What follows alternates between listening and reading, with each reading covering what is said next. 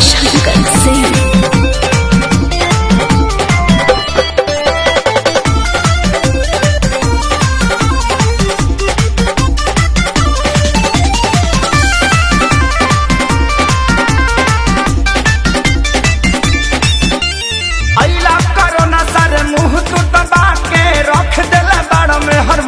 बना के अरे गाना गइब के काम करब। अरे यही ला कोरोना सारे मुंह तू दबा के रख देला बाड़ा में हर मौगा बना के।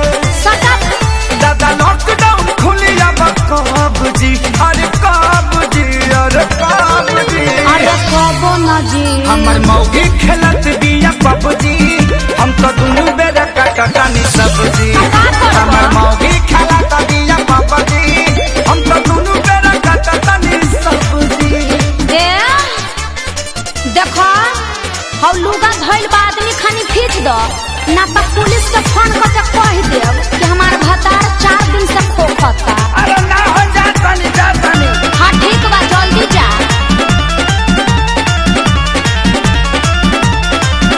घरवा में सूती उता करतिया सहो, फूकी फूकी चूल्हा हमारा निकलता गैस हो।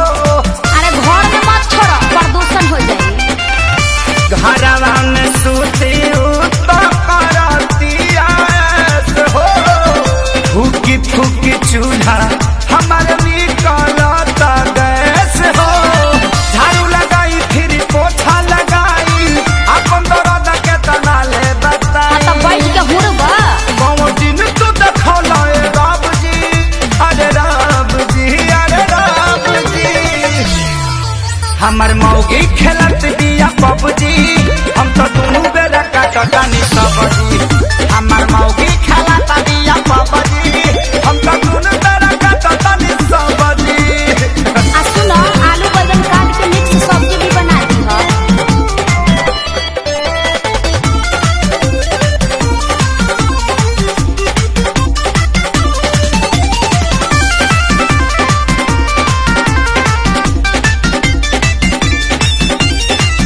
माझी माझी बरतन दर्द करता कालाई, अब से करोना सरऊ लेला तू विदाई।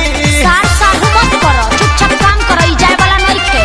माझी माझी बरतन दर्द करता कालाई, अच्छा अब से करोना सरऊ लेला तू विदाई। रहे खेसारी के हीरो में बड़ा नाम हो, सोनू सुधा को साथे भइले गुलाम हो।